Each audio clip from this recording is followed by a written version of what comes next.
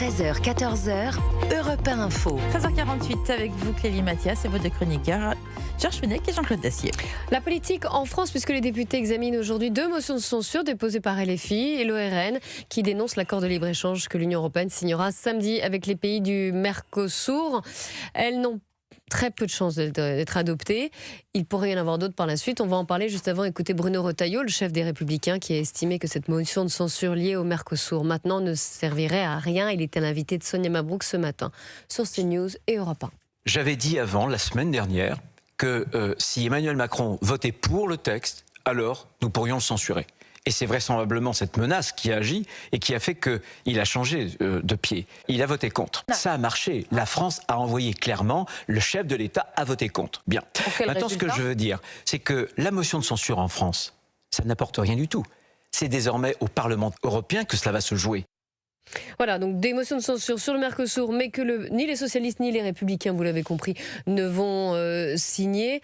Georges Fenech, politiquement, Bruno Retailleau dit voilà, maintenant ça sert à rien, autant qu'on y aille, c'est au Parlement européen que ça se joue plus en France. Bien sûr, il a tout à fait raison, Bruno Retailleau, et on sait très bien que les LR ne vont pas s'associer à cette motion de censure, et pas plus que les socialistes d'ailleurs, donc c'est encore un coup d'épée dans l'eau de la part des oppositions, en tout cas celle-ci.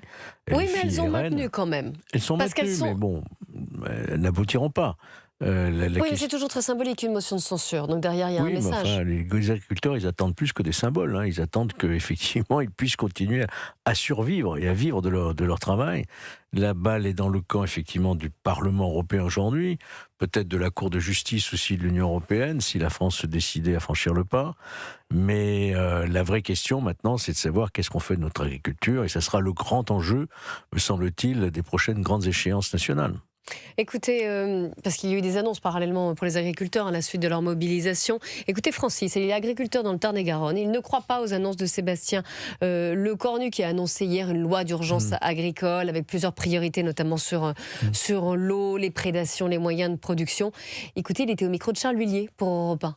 Ça fait 20 ans qu'il y a des urgences, 20 ans qu'on nous promet des choses, et on est toujours les couillons de l'histoire, parce qu'au final, c'est toujours détourné, on passe toujours à côté. Il faudrait que demain, on nous dise, bon voilà, ça sera comme ça. Sauf qu'il faut encore repasser par tout un tas de commissions, par tout un tas de choses qui font que la loi sur l'eau, ça n'avancera pas, on n'y croit pas. Ça fait très longtemps qu'on nous promet des choses et on ne voit rien arriver. Dans nos campagnes, on est prêt à passer l'étage en dessus. S'il faut bloquer toutes les routes de France, on bloquera toutes les routes de France, c'est clair. On a les moyens de le faire si on veut le faire. Quel sentiment avez-vous concernant cette colère agricole, Jean-Claude Dacier? On a l'impression que même s'il y a des enveloppes qui sont débloquées, même s'il y a des mesures ou des lois d'urgence agricole, le malaise est tellement profond, la colère elle est ancrée, elle est diverse aussi, il y a différents problèmes selon les régions aussi. Il y en a aussi qui font de la politique, hein. C'est normal qu'ils sentent que le pays est incapable de dégager une majorité et qui parient sur l'arrivée du Rassemblement national au pouvoir, ce qui se vérifiera peut-être. Est-ce que ça solutionnerait les problèmes du monde agricole? Il y a aussi des gens qui mènent la politique du pire au sein du mouvement.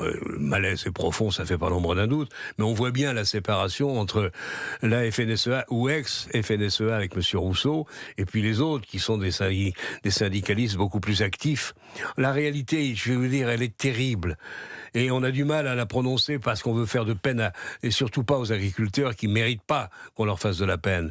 Mais quand même, il y a 15 ans ou 20 ans, l'agriculture française était première. Aujourd'hui, elle est 7e ou 8e. On est dépassé. Les relations, les rapports de force que nous avons avec nos voisins sont devenus défavorables à l'agriculture française. Et comment on remonte la pente? Comment on aide ces agriculteurs? Il faudra probablement des années. On est sur un modèle qui n'est pas facile à gérer, parce que beaucoup sont quand même sur un modèle qui est modeste encore, avec des exploitations qui sont peu importantes, mais néanmoins... et puis il y a de la politique qui, à quelques mois des municipales, n'arrange rien. Donc on est dans une situation qui est compliquée. Je ne sais pas si le Premier ministre, avec ce qu'il a promis aux syndicalistes agricoles, et notamment à la FNSEA, suffira à ramener un petit peu de calme. J'observe qu'à Paris, les hommes de M. Rousseau ont quitté les lieux, notamment devant l'Assemblée nationale. Dans le sud-ouest, ça continue continue. toujours différentes Parce que actions et blocages. les leaders agricoles ne sont pas les mêmes. Dispersés. Ça fait des années et des années que notre agriculture française dépérit. Encore une fois, dépérit, donc quoi? Est-ce qu'il faut se résoudre à changer de modèle agricole? C'est un peu de la faute du gouvernement et des politiques qui se sont succédés, parce qu'on a, comme d'habitude, manqué de courage et pas voulu leur faire de peine. On est resté sur un schéma agricole qui ne répond plus. On produit plus cher que tout ailleurs, mais il n'y a pas que l'agriculture. C'est vrai dans l'industrie, c'est vrai dans beaucoup de domaines. Le pays est gravement malade pour ça. Donc il faut essayer de sortir la profession agricole des difficultés dans lesquelles elle est. Elle n'a plus confiance, manifestement, dans un gouvernement qui a bien du mal à mettre ses idées en ordre. Je ne sais pas si la loi d'orientation moderne qu'a prévue Monsieur le Premier ministre suffira à ramener le calme. J'en doute un peu.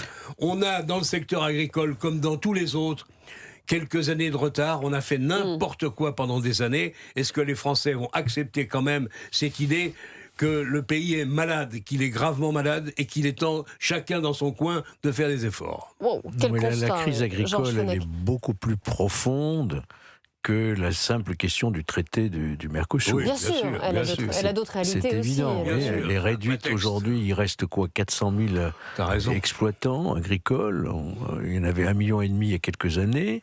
On sait que les agriculteurs souffrent, qu'il y a des suicides, qu'il y a des entreprises agricoles qui ferment pratiquement tous les jours. Encore une fois, c'est une question de souveraineté alimentaire, de survie de notre modèle agricole qui sera l'enjeu des prochaines élections.